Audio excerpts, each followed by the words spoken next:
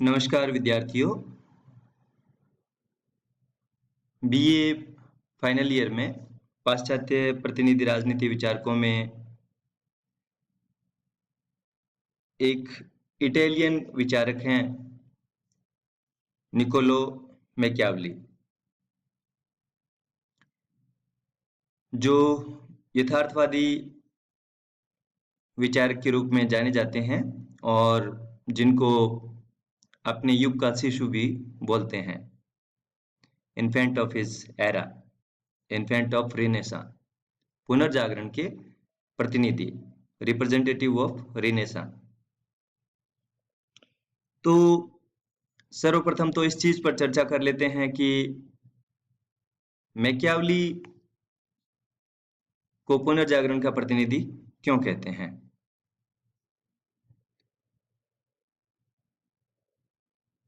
Machiavelli का जो दौर था, उनका जन्म 1469 से और उनका टाइम है 1527 तक। तो इस दौर में यूरोप में कमर्शियल रिवॉल्यूशन चल रही थी और उसके कारण नई नई डिस्कवरीज हो रही थी। तो इस दौर में इस विचारक ने इतिहास पे इन्होंने बहुत अध्ययन किया था। उनकी 10 पुस्तकें हैं इस पे, discourses on the first 10 books of Levi. तो इतिहास पे उनकी बहुत स्ट्रॉन्ग पकड़, हिस्ट्री ऑफ फ्लोरेंस, युद्ध और इन पर उनकी पकड़, और उस पे उन्होंने पुस्तक लिखी द आर्ट ऑफ वार, राजा कैसे व्यवहार करे, कैसे स्ट्रॉन्ग बने, इस पे पुस्तक है उनकी प्रिंस। तो अपनी विद्वता, बुद्धिमत्ता, इतिहासवाद और उस समय की परिस्थितियों से मैकियावेली ने ऐसे दर्शन का सृजन किया जो अपने दौर में आधुनिकता की ओर ले जाने वाला था, मॉडर्निटी की ओर ले जाने वाला था। वो नेशन स्टेट के बारे में सोच रहा था, क्योंकि इटली उस समय कई भागों में बंटा हुआ था और वो खुद एम्बेसडर भी रह चुका था बहुत सारी कंट्रीज में, 23 बार। तो इसलिए इन सारी खूबियों के कारण मैकियावेली को हम इटली का चाणक्य भी बोलते हैं, पुनर्जागरण का प्रतिनिधि भी बोलते हैं, और उसे आधुनिक जो दौर है राजनीति विज्ञान का, उसका एक तरीके से आरंभक भी मानते हैं, क्योंकि उसके दर्शन से ही राजनीति में वैज्ञानिक परंपराएं आधुनिक युग में शुरू होती हैं। वो राष्ट्र राज्य का निर्माता है, वो एक स्ट्रॉन्ग नेशन की कल्पना करता है, वो राजा को असीम शक्तियां देता है, वो धर्म को किनारे पे कर देता है। तो इन सारी खूबियों के कारण मैकियावेली जो है वो पुनर्जागरण का प्रतिनिधि है और इटली का चाणक्य भी कहलाता है। डनिंग ने कहा है कि ये प्रतिभा संपन्न फ्लोरेंस वासी वास्तविक अर्थों में अपने युग का शिशु था। कैसे? क्योंकि प्रत्येक दार्शनिक और राजनीतिज्ञ के दर्शन और नीतियों पर उसके देश काल की परिस्थितियों का प्रभाव पड़ता और मैकियावेली पर भी पड़ा था। मैकियावेली अपने समकालीन राजनीतिक, आर्थिक, सामाजिक और नैतिक वातावरण का प्रभाव हम मैकियावेली पर अच्छे तरीके से देख सकते हैं।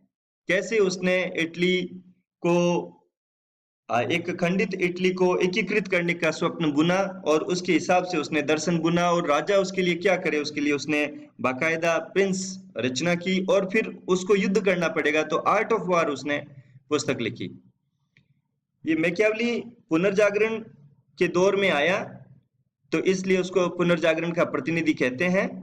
और वो जितना प्रभावित हुआ उतना बहुत कम लेखक होते हैं जो पुनर्जागरण से इतने प्रभावित हुए हों। आप देख पा रहे होंगे कि इस समय बड़े बड़े शक्तिशाली राजतंत्रों की स्थापना हो चुकी थी। होली रोमन एम्पायर है वेनिस, और उसके बाजू में फ्रांस, कलमार यूनियन ऊपर, ट्यूटोनिक नाइट्स, फिर पोलैंड, लिथुआनिया और ओटोमन एम्पायर और ग्रैंड डची ऑफ मॉस्को। तो इस दौर में शक्तिशाली राजतंत्रों की स्थापना हो चुकी थी। इंग्लैंड में हेनरी सेवंथ का राज था, फ्रांस में लुई एकादश चार्ल्स अष्टम लुई द्वादश का, स्पेन में फर्डिनेंड था। तो राजतंत्रों ने क्या किया? सामंतों की शक्ति का अंत कर दिया। इससे क्या हुआ? राजा स्ट्रॉन्ग बने, और राजा की शक्तियां जो थी वो पहले सामंतवाद के दौर में राजा सामंतों के ऊपर बस एक समकक्षों में प्रथम वाली स्थिति में था। लेकिन शक्तिशाली राजतंत्रों ने सामंतवाद को खत्म कर दिया या सामंतों को किनारे पे कर दिया। उससे शक्तिशाली राजतंत्र की स्थापना हुई। शक्तिशाली राजतंत्र की स्थापना से राष्ट्र राज्यों की स्थापना में सहयोग मिला। इससे राष्ट्रीयता की भावना का प्रसार हुआ। अब जो हम बात कर रहे थे कि इटली 5 भागों में बंटा हुआ था। साउथ में नेपल्स था, मिडल में रोमन चर्च प्रदेश था, मिलान की डची, वेनिस, फ्लोरेंस। तो इस प्रकार से इटली 5 भागों में बंटा हुआ था, और मैकियावेली का पूरा दर्शन इटली के एकीकरण का दर्शन भी कहलाता है। वह इटली को किसी भी प्रकार से राजा को इतना स्ट्रांग बना देना चाहता है कि इटली अपने पड़ोसी राष्ट्रों के आक्रमणों से बच सके, और एक स्ट्रांग इटली ही ऐसा कर सकती थी। इसीलिए मैकियावेली के दर्शन में राष्ट्रवाद या आधुनिक राष्ट्र राज्य के निर्माण का सपना देखा जा सकता है। अब पुनर्जागरण पे चर्चा करते हैं। पुनर्जागरण क्या है? पुनः जागरण, पुनः जागृत होना, यानी कि पूर्व में भी ऐसी दशाएं थी और आप आज उनको दोबारा से लेके आना चाहते हैं। तो ग्रीक एज जो है पॉलिटिकल साइंस में, वो एक तरीके से गोल्डन एज है।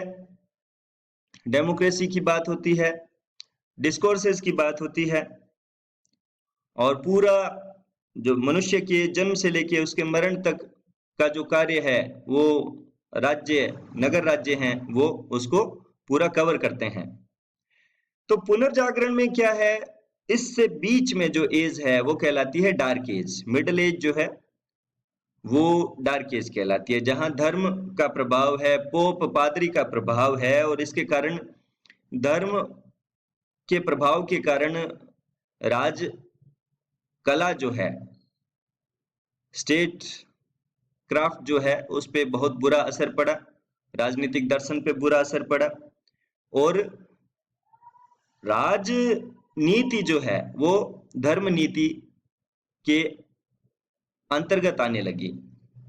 एक ऑटोनोमस सब्जेक्ट है वो डिपेंडेंट हो गया। अब रिनेसांस से क्या हुआ? रिनेसांस से वापस ये बॉन्डेज जो था, ये जो बाउंडिंग जो थी, ये जो बाध्यता थी, ये खत्म हुई।